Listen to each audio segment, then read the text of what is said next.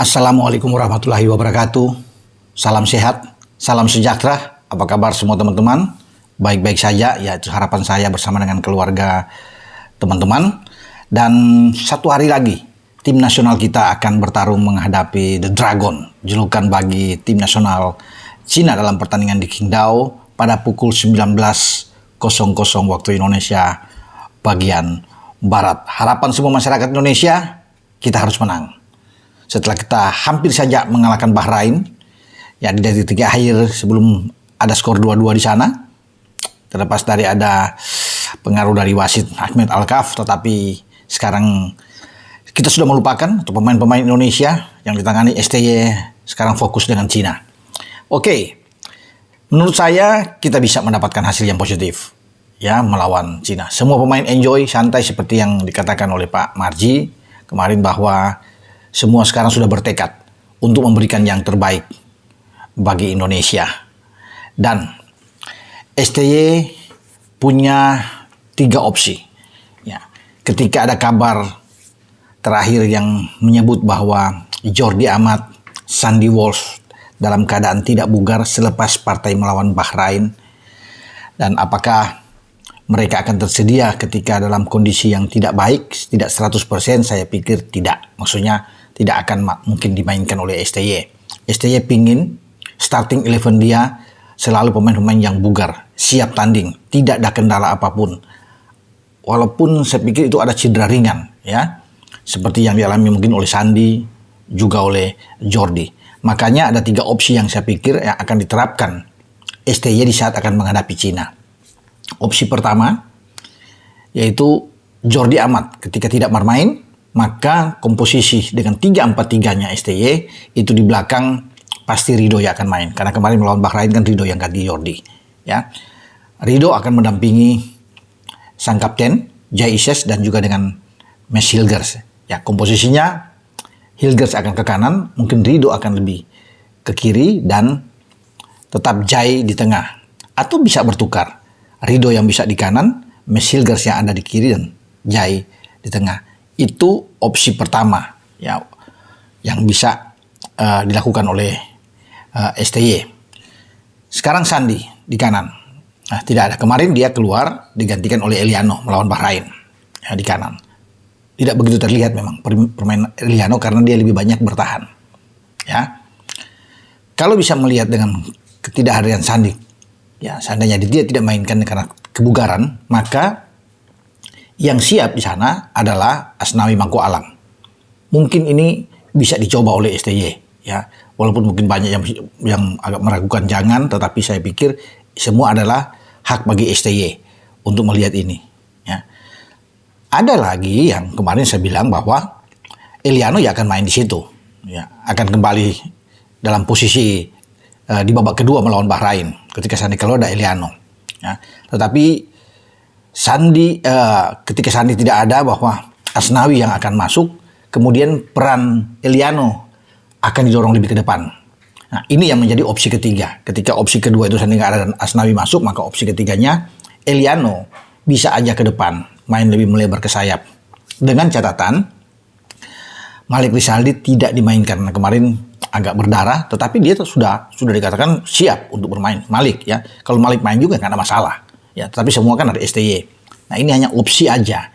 Ketiga, bisa dengan Eliano lebih ke depan untuk mendampingi Rafael Struijk dan juga dengan Ragnar Oratmangun. Nah, lain lagi yang bisa dikatakan di sini, kalau memang ada alternatif yang berbeda, maka ketika kalau Asnawi belum tersedia dan mungkin bisa dimainkan di babak kedua, maka Eliano ya akan ke belakang lagi, ya. Kemudian posisi di depan bisa saja Malik ya akan main lagi. Seperti ketika Malik bermain di babak pertama ya melawan Bahrain, karena di sana ada Malik, ada Rafael, dan ada Ragnar. Itu komposisi yang bisa terjadi. Nah, saya pikir ini 99% ya. Tinggal semua kalau perubahan dari STY. Tapi itu dia. Ridho saya pikir pasti untuk menggantikan Jordi. Kemudian antara Asnawi atau Eliano yang bisa mengisi posisi bek kanan menggantikan Sandy. Nah, di depan bisa saja Eliano yang saya bilang tadi itu. Eliano bisa didorong ke depan kalau ada Asnawi, atau Eliano ke belakang, Asnawi tidak ada, dan Malik Rizaldi. Itu saja yang bisa terjadi. Tapi apapun itu, saya pikir dengan tekad yang luar biasa dari para pemain untuk menghadapi Cina, karena kita perlu 3 poin untuk menghidupkan peluang kita di grup C, teman-teman, saya kira Garuda bisa, ya, untuk bisa memukul Cina. Nggak usah takut dengan Cina, ya, nggak usah takut dengan wasit yang akan memimpin pertandingan asal Uni Emirat Arab yang saya bahas kemarin, Al Ahly, ya. Kalau kita terlalu terbawa dengan pikiran seperti itu, pemain-pemain akan susah di lapangan. Ya, jangan terprovokasilah dengan wasit. Kita bermain aja, ya. Kalaupun wasit macam-macam, semua ada yang bisa melihat. Tetapi ini akan menjadi tugas bagi Jai Isya sebagai kapten ke-11 yang terus akan memprotes kebijakan wasit. Tapi kita berharap bahwa Al Ahly akan memimpin dengan baik, ya, walaupun dia disebut dalam tanda kutip agak kontroversial, ya. Tentunya dia akan belajar banyak dengan bagaimana hujatan dan tekanan yang luar biasa terhadap Ahmed Alkaf seusai pertandingan memimpin melawan Bahrain, dan dia menambah 3 menit itu dari +6 menjadi +9 sebelum terjadi gol dari Bahrain di menit-menit terakhir. Dan ini tidak melibatkan klub dari Timur Tengah atau klub dari Jazirah Arab, ya. Ini akan Cina dan Indonesia, dan dia akan pimpin Al Ahly. Ya, bisa saja dia akan berlaku dengan adil.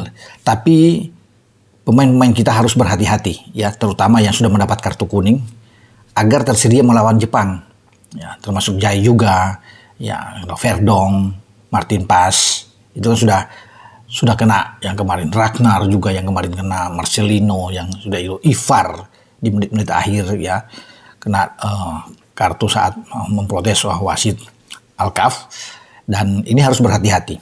Sayang memang kalau misalnya ada kejadian-kejadian kemudian Al Ahly bisa memberikan kartu kuning lagi misalnya kepada Paes, kepada Verdong, Jai, wah kita sangat kehilangan, atau Ragnar. Jika 4 ini tidak ada, sulit kita bisa menang melawan Jepang walaupun bermain di kandang, ya. Tapi kalau 4 ini ada, saya pikir kita bisa memberikan perlawanan, karena ini kan pemain-pemain kunci kita.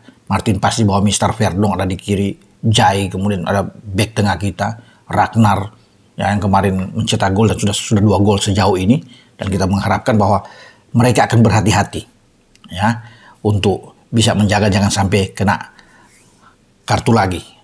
Dan saya pikir selamat berjuang buat tim Garuda kita, ya. Garuda tetap di dada, dan semua masyarakat pasti akan mendukung perjuangan kalian di Cina, ya, untuk membawa pulang 3 poin. Karena masuk lapangan harus dengan nyali besar, ya, mental yang kuat. Karena Cina juga tidak hebat-hebat banget. Kalau mau lihat 3 pertandingan terakhir, mereka di kanan juga kalah sama Arab ketika Arab bermain dengan 10 orang, 10 pemain.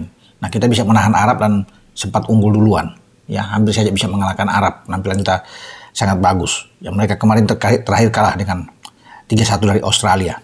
Digebuk habis oleh Jepang dengan 7-0. Jadi peluang kita ada. Namun tetap harus berhati-hati, ya. Waspada dengan kemungkinan-kemungkinan yang akan terjadi di lapangan, karena Cina juga pasti akan bermain keluar, akan bermain habis-habisan, karena ini kesempatan buat mereka untuk bisa meraih kemenangan pertama. Makanya Ivan Kovic yang dalam tekanan besar, jika kalah atau seri dalam pertandingan ini, maka Branko Ivankovic akan ditendang keluar. Makanya dia akan menyuruh tim dia untuk bermain menekan habis Indonesia. Nggak apa-apa, nggak usah takut dengan dia menekan habis. Kita punya counter attack yang mematikan, kita punya pertahanan yang kuat. Jadi ini sudah mengerikan buat mereka, dan mereka sudah mempelajari tentang kekuatan Indonesia sesungguhnya. Ketambahan Mes Hilgers dan Eliano ini sudah membuat mereka ciut, ya. Dan kita yang paling penting tetap semangat, fokus untuk pertandingan ini. Dengan saya, Bung Ropan berbicara. Ciao.